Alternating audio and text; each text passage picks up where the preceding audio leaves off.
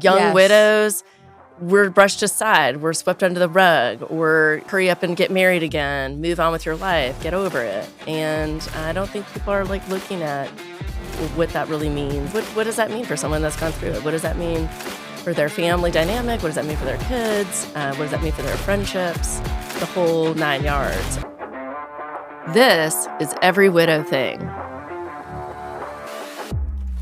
Hi, everyone. We are so excited that you are here with us today. I did want to give a little shout out to our sponsors. We have sponsors. Yay. This episode is brought to you in part by Meredith Schlosser. She's a real estate agent out of Los Angeles. And we also have a sponsor called spiritpieces.com. It is beautiful cremation jewelry and glass art. All right, now with the program. Today's episode is about boundaries. And I think we've all had some issues with keeping boundaries. I know for me, my husband was the gatekeeper, and I could just throw it all on him. Oh, Hunter said no. Oh, I'm so sorry, but Hunter said no. And he's now still saying no. He's saying no, but no one else can hear it but me. So I've had to really learn about creating boundaries, for myself. Hard. Yeah. That's kind of my new hero trait when I meet people, because that's always been difficult for me. So I've always been like a yes person. Yeah. And obviously that changed immensely after I lost my spouse. Whenever I meet people that just very calmly and coolly say, hey, that's not going to work for me, or that's not going to work for my kid, or that's not how my family, does things, I'm just in awe. I know. People. You know what I just heard? This is so funny. I'll know no coincidences. I just heard this last night. Remember the Olsen twins from Full House? And now they do, they're always amazing around. clothing. I don't know. I think they're in their 30s, which major is crazy. Labels too. But they said recently, or not recently, it was an old clip, but they said no is a full sentence. No. Is a full sentence. And that was one thing that my husband used to tell me all the time when I'd be writing emails to people or something. He'd be like, too many words. But I'm like, no, I need to explain that things are really hard right now. And I've got this and that. He's like, no, just short and sweet. Yeah. No is a full sentence. Yeah. I love that. And Thank you, Olsen twins. I read somewhere that over-explaining is sort of a symptom of not being heard as a child or something. Not really being that's heard or validated. It can also be a Southern thing too. Like I worked for a guy on the East Coast. I was on the West Coast, but he was an East Coaster. And he said, when you say you're not able to make it, just say I'm not able to make it. Not I'm not able to make it because I got to do this. He said, that's enough. That ought to be enough. I know. Why do we do that? Because I do that all the time. Yeah. And I'll type an email or a text and I'm like rereading it. I'm like, they don't need to know why I'm saying no. Exactly. Yeah, the over-explaining. I'm a people pleaser. So for me, I don't want anybody to be mad. I want to make sure that they understand that, this is a really hard decision, even if it wasn't, so is that part of it for you, Holly? You want to justify it or something. Don't be mad at me. Right. They're going to be mad anyway. Doesn't even matter. I have a good reason we don't have why control over this. I'm not, coming to the party or... but I find on the other end now, if people are over-explaining to me, I feel like they're just trying to convince me, maybe they didn't want to hang out with me. That's fine. Just be like, hey, I don't want to hang out with you tonight. Don't be like, and the cat's sick, because then you're like, wait, wasn't the cat sick last week? It starts to sound like a lie. Maybe they have a sick cat. That's like car trouble yesterday or the day before, and now my cat said no. Well, Kira, I remember I was supposed to go on this date. That's a while ago, and I did not want to go. That was just a couple weeks ago. And what was your... It was like a month ago. No, I don't want to go. And I didn't want to go. And Kira's like, well, just say your dog is sick. And I'm like, well, I can't say that because it's not true. And finally, I was like, I can't make it tonight. And you didn't say, good for you. That's progress. That's enough. I know. That's progress. It is. And it's so hard. I think especially when you're just as a widow or a single parent, people tend to forget that. And they expect you to keep up as if there is another person in the house. And that's not the case. And you get overextended very quickly if you don't have your boundaries. So, okay, let's talk graduation. Oh, yeah. It's coming y'all up. have all already been through. So, Zach's graduating and all the family's coming.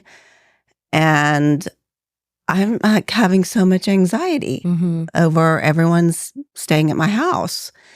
And my sister was going to sleep in my room with me. And I was like, wait a second, I'm going to need my own space. And y'all all said you need somewhere to retreat to. This is one of those moments that we talk about where the grief is going to come into play more so than usual. Your husband you'd be doing this together. It's a milestone. So and, you do need your nothing own against space. my sister sleep, No, although you do kind of laugh. Yeah. Any other time would be fine. But I was like, there's going to be like 8 people in my house. We're going to be trying to get ready for graduation. And I'm having a party at my house. I was like, so much anxiety. So. Well, you need some place to be alone so that if you want to break down or you need to regroup, that's your safe place. I mean, honestly, my mom used to live with me and I had to set that boundary, and it took her. You didn't let her stay in your room. She wanted to sleep with me. But even you, Lacey, talking about when you would go visit and your mom would be like, will you and Ryder share a room? And and it took the grief therapist to say, that's not going to work for you. But because things have changed. We're down a man, as Kira says. I love that saying. I have a couple of sayings, one from Holly, one from you, that I've taken in, and I say them a lot. Like, we're down a man. I'm not the same person I was then. Yeah. I could go with the flow a lot more then than I can now. Because now like you with graduation, you have to anticipate some grief is going to roll in. And it may not. You may be so fortunate that you don't have any of that. And it's wistful and it breezes in and out. But it's best to be prepared for it and have your space. So now, my mom, back when things were good, she was fine with that. Mm-hmm. She would get Ryder his own room. I would get my space, and it all worked out after that. But it took me setting the boundary. And that's the hardest step that all of us have to make when I think people want us to be who we used to be. They want us to do as many things as we used to do before. And when you're down a man, it's impossible. And I even want to be who I used to be. It's not possible anymore. And as you age, it really gets to be incredibly taxing, to try to do it all. I had sort of a similar experience where I felt like almost like a child again because my parents lived with me for a year after the car accident, which I absolutely needed the help. But they were like in my home and I was, disabled by my injuries and I couldn't care for my kids. And it's almost like this reversing of time where I felt like my parents were kind of running the house, but it was my house and I was 42 years old and it was really difficult. And as I was able to take care of my kids again, and I remember driving was a big thing because I had all these surgeries on this arm and I couldn't drive. And I was like, well, I guess I, can't take care of the kids until I can drive. I sent my parents home. I was like, I love you. Please leave my house. I just need I need my house back. I had to reclaim my space. We were ready for that. Yeah, I was ready. And they were ready. It is so interesting because my mom was living with me as well. And we're both overachievers. We both are caretakers to do everything. And I started to realize that I wasn't doing anything anymore. And it wasn't until I went to a therapist and she was like, there's only 100% to give. There's only 100% to be done, whatever. And if one person is doing 80%, then there's only 20% left to do. It's just the way it is. And even though I'm typically an overachiever, when I had another overachiever in the house, I all of a sudden became the underachiever. And like you, I woke up one day and I was like, I'm not the matriarch of my house. I'm not the mother. And as much as I loved not worrying about dinner and going to the grocery store and laundry and all of that, I realized that I had to take all that back in because it was making me, one, feel terrible about myself, and two, confusing my kids. And it was harming my relationship with my mom. It was changing the relationship the kids had with my mom because now it was another parent. And I was like, she can come to my house and make dinner. Yeah, I know. It sounds that just for my laundry. It sounds so great. for a couple of weeks. I get it though. But after a while, I started feeling like, what's my role? What is my purpose if I'm not doing those things? And I didn't like to do them. And did you feel that regression? Like, well, I'm the kid again. Like, Yes. mom is mom. Yes. And I'm not mom. I'm like a kid again. Yes. I'm just part of, the kid group. And Yeah, mom is mom. sitting at the kiddie There can table. only be one boss, like you said. And right. we were like ready. I was ready to be like the boss of it's a control thing too. I mean, I was ready to take back my life. Right. If anything, our listeners should know is that you're dynamos. Neither one of you, neither Holly, none of us needs the help, really. I would like a little help. It'd be nice to have someone. Right. cook We dinner. can handle But all it, four of but us it's have been diff- able I needed to. a chauffeur. I don't know. There's I some needed things- a lot I of need a help with handyman. driving. That's what I need. Did not I get it. need Actually, that. he's coming tomorrow. Oh, So good. I I need a accomplished handyman, something. but not a mom in the house. I think Good. also going back to like boundaries as a widow, people want to help and that's awesome. But like, we continually laugh about the story that you told Lacey about not wanting to answer the door. So you're literally Hiding behind the couch. crawling Now I'm going across to the door and go, floor. where are they? I know. But setting boundaries in that way too, you need your private space. You want to not have your family maybe staying with you or your parents living with you. And that also extends to friends just popping by without any warning. So you really have to set up clear boundaries for the help that you need, which can be really hard when you're in that foggy. Everybody wants to help, grief. If you're fortunate enough, like we all were, to have people that care about us, that wanted to help. It's just like anything else. It also takes energy to have that interaction, right? Right. To have the conversations, just to have the face-to-face, just to get out of the pajamas and brush the hair or whatever needs to be done if somebody's coming to your door. And some days you just don't feel like it. You just don't have. I think it's about protecting energy a lot for me. And it's still something that I struggle with. Whether I'm getting into, I feel like early on, if I ever got pulled into like a conversation around maybe someone who was unhappy in their marriage, or they were complaining to me about their spouse, that was really hard for me to kind of be there for that friend, but also hold that energy for someone who was complaining about a living, breathing spouse. And so there's emotional energy, there's, just energy, like physical energy. And, you have to put boundaries up around that too, because we only have so much. And I really needed to preserve for myself and for my kids. Right. I didn't have like a whole lot left over for a lot of years. So That's hard too, because you want your friends to be able to complain about their spouse. You do. To you. Like, you want to be normal, have a normal conversation. You don't want them to, and I'm saying this since we're a lot further in. Like, in the early days, if in someone the early bitched to days, Baker I about realized I couldn't really be the friend maybe that I was Mhm. with Right. Frank. Mm-hmm. You for sure, like 100%. that extra there for that friend or friends, I had to pull back. And that was hard for me. Absolutely. You have to, I found, and I didn't have the energy to listen to all the negative.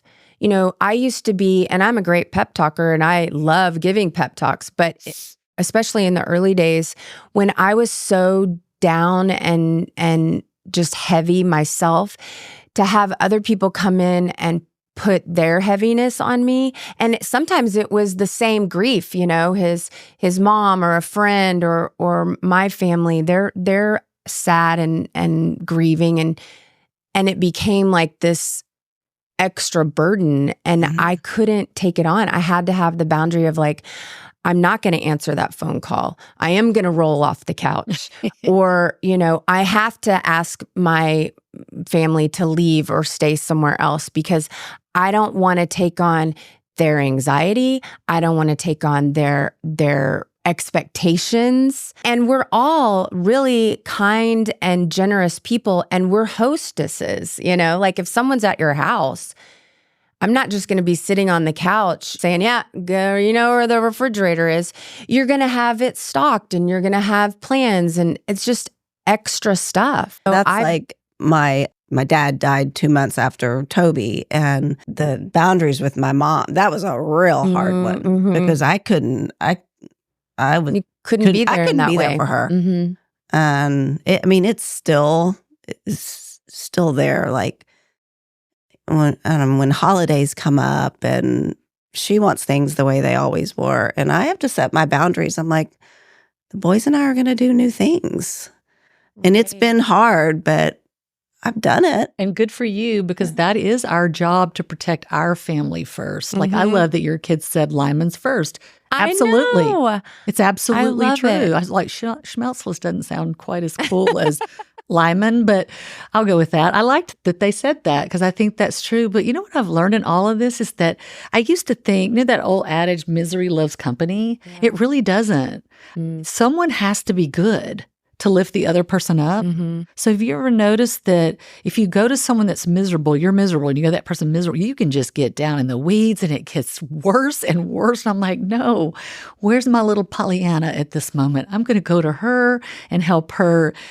Let her help me maybe see things differently. And maybe I can turn that dialogue around, because I've learned to find those people because if I can get in the weeds with someone, that's not good for me. I've learned that for me, that doesn't work. Misery does not love company for me. I need somebody who's in a better place but has also had struggles, and watch them go through theirs and come on the other side. Because in 12 and a half years in, I'm here to tell all of you that are in the early years, it does get easier, less deep, less dark, less often is very true.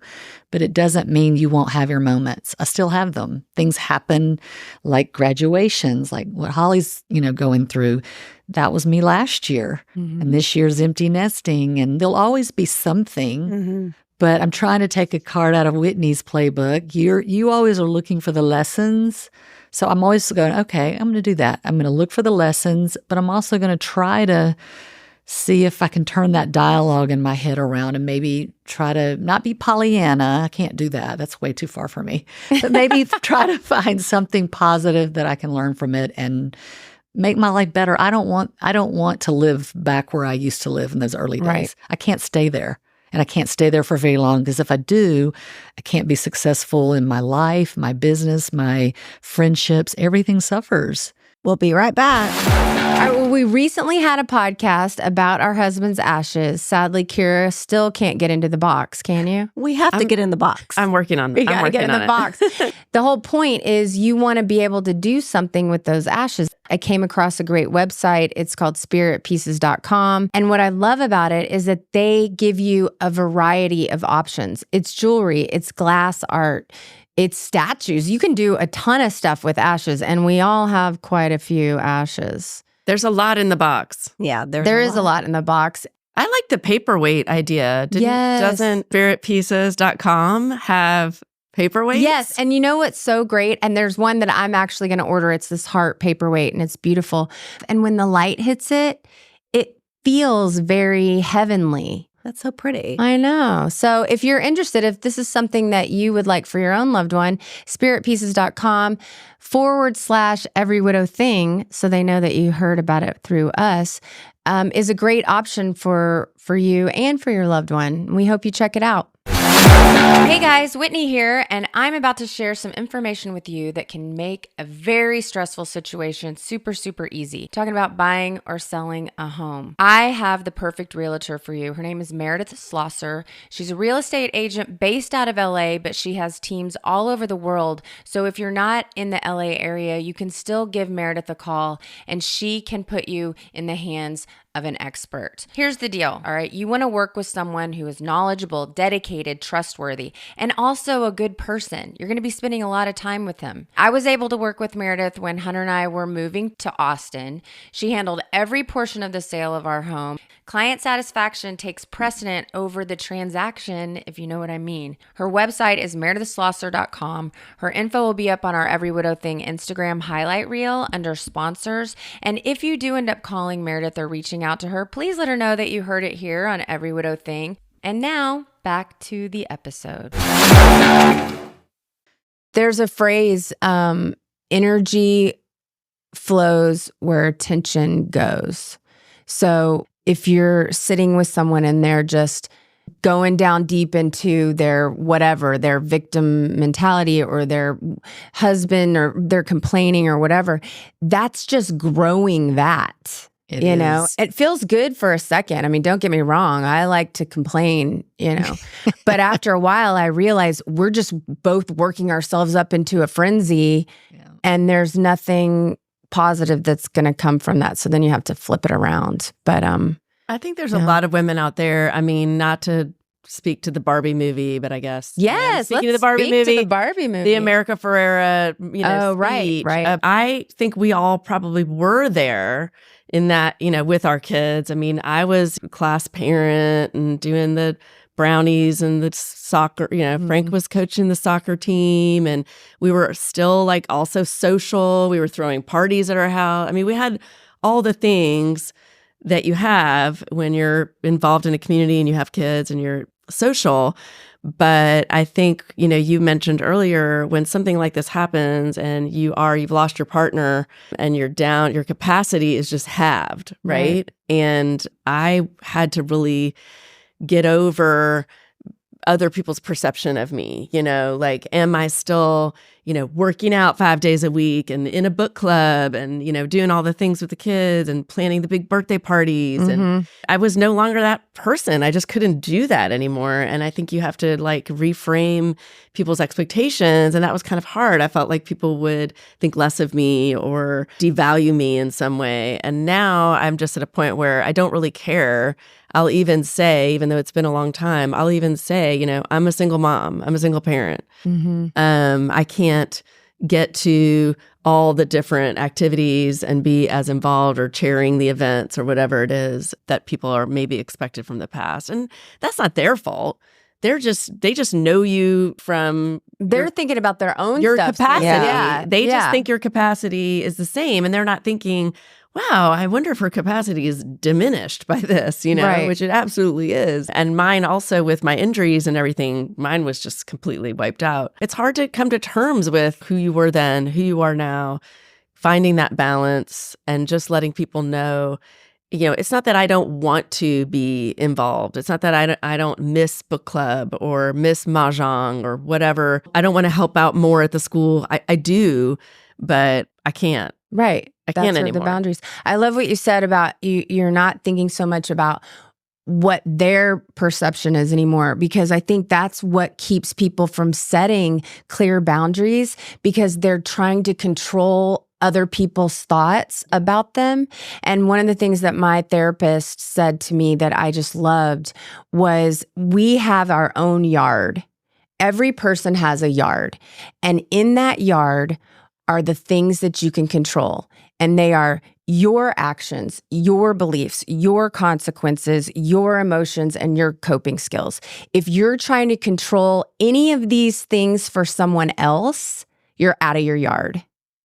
And that I have come back to so many times, because why am I doing this? Am I doing this because I want them to feel something? Well, then I'm not going to do it. Therapist had a similar analogy about people's piles of shit. All right. And she was like, is that Margaret? She's like, Margaret. Here's your pile of shit. It's huge. Like you're okay, Kira. You have a giant pile of shit. And she's like, then there were some things going on in my life with some other people that were trying to get me to help out with their pile of shit. Like go over and so she was like, before you get involved, every time you're like, is that my pile of shit or is that her pile of shit? Right. And can I be supportive in like, I really hope, you've got a great shovel and I'm here cheering you on while you shovel your pile of shit. But I'm not going to shovel your pile of shit for you. Right. Because I'm over here with mine. Right. Yeah. You know what's, I think Maybe that's a gross imagery. No, we love it. Well, go, Margaret. We love I that. still think about it. I'm mean, still like, if I get drawn into something, I'm still like, that's not my pile of shit. Yeah. Our pile of shit. I That's a think good I'm one. finding the hardest thing to, like, if the C.S. Lewis, I think I put that out on Instagram. That's kind of been my focus the last several years, is that what is your purpose? Like, for the longest time, it was to raise my kid. And now that he's grown, he's 19, so he's sort of grown. But the next thing is that what we're doing now is helping other widows. But we've all talked about this, like, how far do you go with your mission? Like, you have to set boundaries around that too, because first and foremost, we still are single parents. We still only have so much energy. And if you have a job, you have to give them a certain amount of energy, and you have to put boundaries around those people. And the people that I always respected, which is one of the reasons why I married Oliver, is that in business, he would leave at 6 o'clock at work no matter what. Bye-bye. I'm going home to my family, and I'm going to eat dinner with my family. I'm going to bathe my kid. He would log back in because he did do startup tech. So you can't just have a 9-to-5 job. But every night they knew he was leaving. So they got to the point where they would wave, and they're all still coding and doing their things, and all the engineers that worked with him. But he set that boundary early on at every job he had. And he never offered excuses. And I thought, God, why can't I be more like him?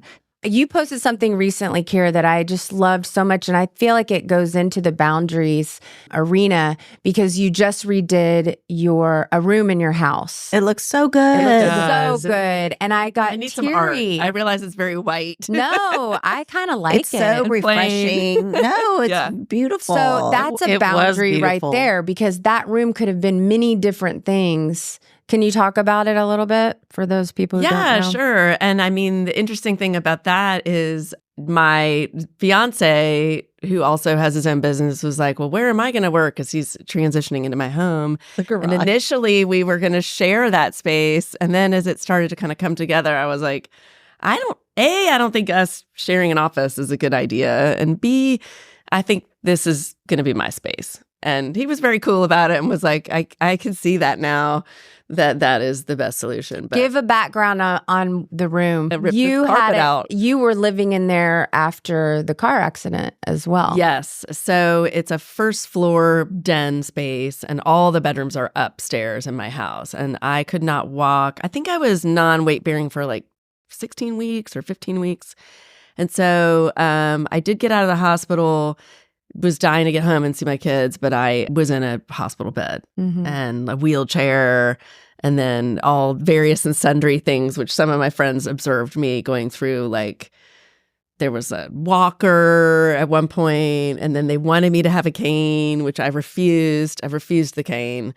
Yeah, so after my second child went to college, he was the big, gaming guy, and Thomas went to college, and I was like, we got to do something with this disgusting room. It's just, and my desk was in the master bedroom. And that's not really a very productive place to have your workspace. That's with where your my bed right there. That's where mine is. And I just decided, Was there any emotion behind redoing it or? Not until I started to look back at those photos from that time, and just what a difficult time that was. It kind of pulled up some stuff, but I am just thrilled to have a room of my own. So I know it made me want to do some I work. know. I was like, not everyone has important. homes that are that big, but it's been a game changer. Right. Well, it's setting up a boundary, like a physical boundary too, of like, this is where my work takes place. I wish I'd done it sooner, but I also appreciate the not getting around to it because it is still a work in progress. I don't really have much on the walls, and I'm still getting my paperwork organized. But just to have something very clean and zen, and the piles are at least kind of hidden away in that cabinet. Yeah, it's inspiring. I mean, just looking at the picture made me want to get organized and do some work. All right, so we've talked about boundaries with family, do we have friends? We kind of touched on, I guess, briefly saying you don't have to take on their piles of shit. What about boundaries with like your fiance and he's moving into your home and I don't know, and even boundaries. Dating. Yeah, boundaries around Relationships. dating. Oh, yeah. Yeah. I had a recent date, a couple of dates with different people, and the boundary conversation came up very quickly, and I did that on purpose because I think there have been times in my life I was on there just having fun. Mm-hmm. And now I'm dating with intention, not to marry, because I don't know about that. That means the person, right? Mhm, I don't decide I'm going to get married till I find the person.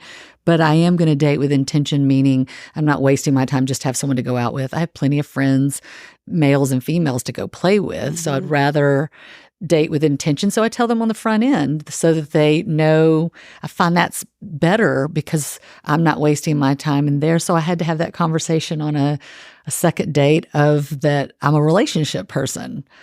I'm looking for a relationship. I would rather wait and have the right one than to be with the wrong one. That's just me. So Right. How was this boundary received? Yeah, Or really how did the well. conversation go? Yeah. it came up in a way that because they're in a different place than I am in terms of it's divorce and it's recent. And I've been a widow, obviously 12 and a half years. And I waited 3 years to date. So, and I said, I understand.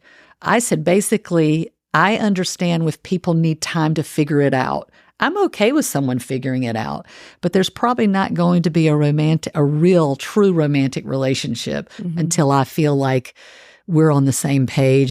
And what did he say? Like, first of all, did you write something out ahead of time? No, I just spoke from the heart. I Yeah. think that your truth is what matters. Sure. And this is where I am. So if you're not in that same place, it's probably not going to work. You'll know on the front end, and it gets you out of things quicker than and I don't judge people's. As soon as your husband's dead, you're free to date at any point in time, in my mind. If you want to do it a day after, that's up to you.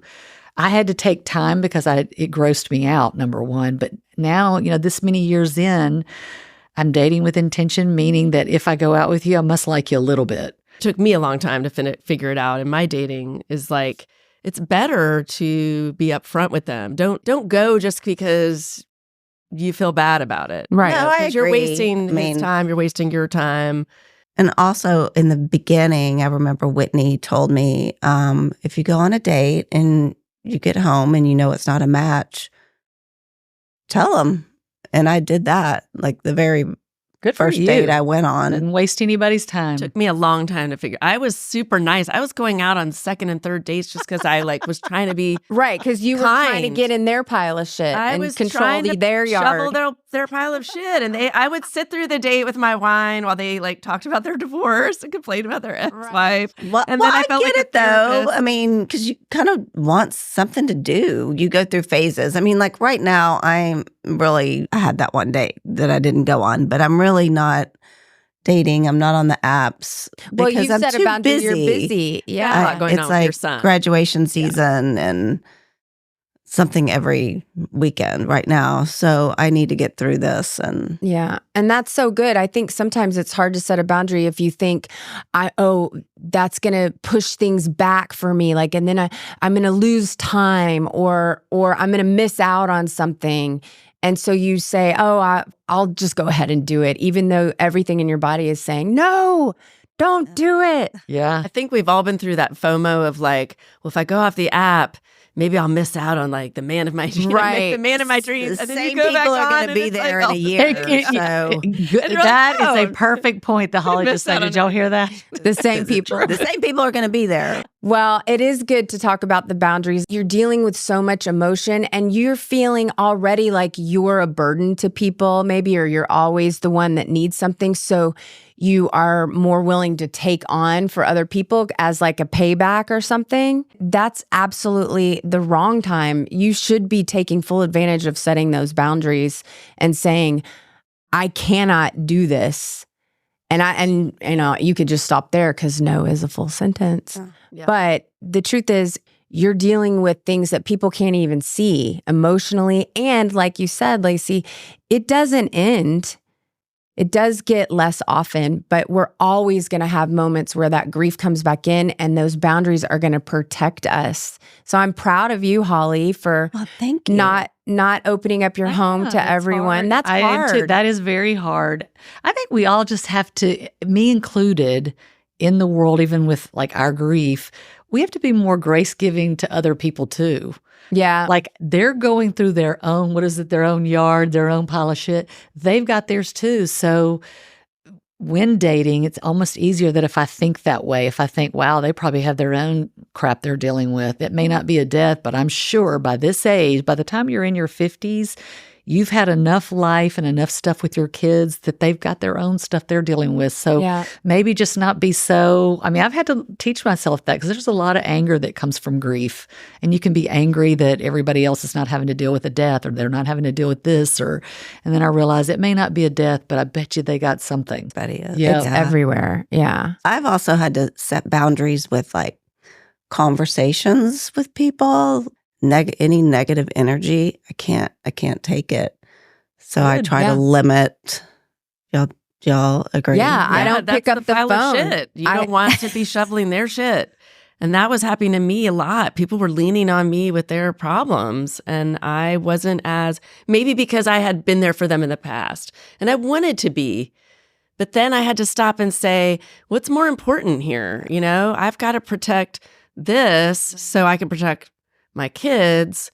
Absolutely. And I had to that was a huge moment for me where I was like, you know what? I don't have to be everyone's therapist. That was a huge boundary for me is I don't, and I'm still saying it, especially now with kids in college, I don't have to fix this. Mm-hmm. That is a boundary that I'm really working on. And that goes into play with friends. Like they want me to be the therapist or whatever. And I will say, me? Not today. Sometimes. No. Everybody, we all do it, but the boundary is you have a lifetime membership. I'm not answering Holly's call. I don't have to pick up, but also, and I do this a lot with my family members, I will pick up, but I am quiet, which is very hard for me, as y'all well know. Wow. Instead of going, well, because my family's nature is to go, well, you know what you should do, or, well, let me tell you how to fix this. And instead I sit and I just go, wow, yeah, oh, that sounds hard. I'm not going to bring in the burden of trying to sort through someone else's shit. Yeah.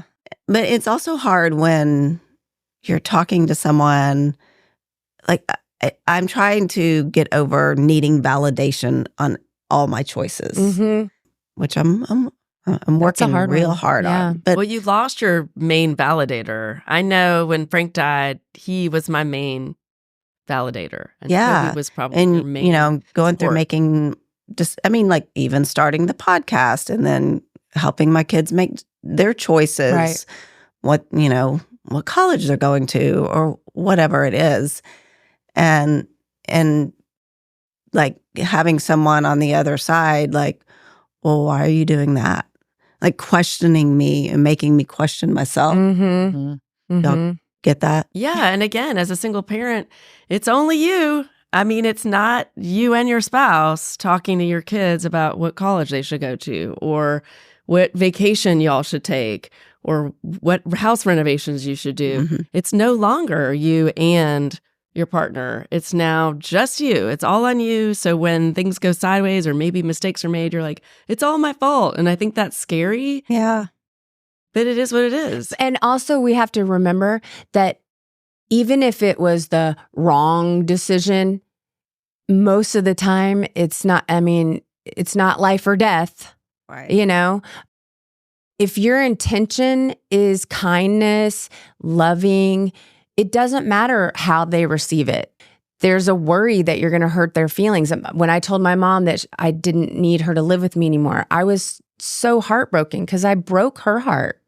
But my intention was not that, right. So when you set your boundaries, whatever they are, always be, and the decisions that you're making, think about, well, what's my intention? To help, to be loving, to be kind. So whatever the outcome is, your intention is all you could control. Just to what Holly was saying, like, I also felt like I lost the person that validated me, that if I said, hey, I think I'm going to go back to graduate school, or I think I'm going to take this job or start this, business, my husband was the one that was like, I think that's a great idea. How can I help you with that? Or, you're really good at this. Why don't you try this instead? And when you lose your validator and then you're just on your own and you're in charge of these humans, if you have kids, and a lot of us parents, unfortunately, how our kids are doing is like we take that as a direct reflection of what we've done and our parenting and whatever mistakes or good things that we've done. It all gets so much harder because you're sort of looking over your shoulder like, well, who am I going to ask? Right. It's just me. And it seems like it's gotten harder. Maybe it's just because the age of our children. Right. But I feel like in early days, that sounds stupid, but in the beginning, I was like, I don't care what anybody thinks. I'm going to do this for me and my kids, and I don't care what you think. Yeah. But for some reason now I care. I know. Survival, like, though. why? Now we're not in survival mode anymore. Right. But also, right after an event like that, a traumatic event, everything that's unimportant falls away. Exactly. It literally strips you down to what is important. And then sadly, that lesson the life starts to come back in. They pile in and you start to forget those first real important lessons that you learned from losing somebody. Well, and also I feel like people in general, like everything's normal now. Oh, yeah. Right. Yeah. And it's still not normal. It's never going to be normal. Do you know what? After listening your to excuse is everybody here, gone. the one thing I feel so like, maybe I'm turning into Whitney. I'm feeling so positive. We don't need two Whitneys. We only need one. One is This enough. is plenty over here. No, but I'm feeling, you know what, from all of us, especially you, Holly, I feel like, look at the decisions that we've all had to make, hard decisions from 7 years up, and our kids are doing well, we're doing well. And I know we have our moments, so does everybody else. And I'm thinking, we did it down a man. I mean, I'm feeling pretty good about doesn't that give you confidence? It does me. That's what helps with my boundaries. The harder things I've gone through, the better boundaries I've built, because I feel like the worst has already happened. So I liked the traveling guest that we had on here. Tiffany, she said it so well. And I wish I could quote it like right here. But when she was talking about, I might as well go and do it. The fear, heck, it's already happened. Right. We did everything right and he died. And he still died. Yeah. I definitely went into hypervigilance mode of keeping everything perfectly clean because I was just sure that that's how he died was because bacteria. So I thought, bacteria is everywhere. I mean, come on. That was not what caused it. We'll probably never know, but crazy things happen. So the hypervigilance things have started to fade away. The control is still somewhat there. Like people are like, you're controlling about this and this. That's just so we can feel like we have control over something. Right. But the reality is they died anyway. There is no control. So you might as well just try to let it happen. Yeah. Do the best you can. Put your time limit at 5 o'clock for work, because I've been working all hours of the night. And I thought, whatever for? You're not even making millions of dollars. Why are you working that hard? And I thought, that's silly. I'm making myself crazy over someone. If I died tomorrow, they'd be like, up next, who wants the next job? And boundaries come into play there too, because a lot of people try to set boundaries, try to control other people, when really the boundaries are about what you are going to do. And the only thing you have control over is your own pile of shit, your own yard. I have a teenage daughter now who, she's in that phase of life where it's, well, my friend's this and my friend's that and this parent and that parent and this teacher. And I'm always just kind of pulling her back and saying, we don't care about that. I know you care about that, but I don't care about what the friends are doing for spring break or going to this party or what boys they're kissing. And Like, let's I bring kind it of want to back know in. that. I would be curious about the boys. Let's that bring they're it back kissing. to Let's talk about that. And on that note, we want to thank you for listening, and please go follow us on social media. If you are listening to the podcast, but you have not yet subscribed as a follower, please go do that right now. Over 49% of our listeners are listening every week, but they have not followed the podcast. And we need you to be a follower of the podcast. And it doesn't cost anything. No, it's Free. totally free. Subscribing is free. And you get so much invaluable information. Bye. Bye.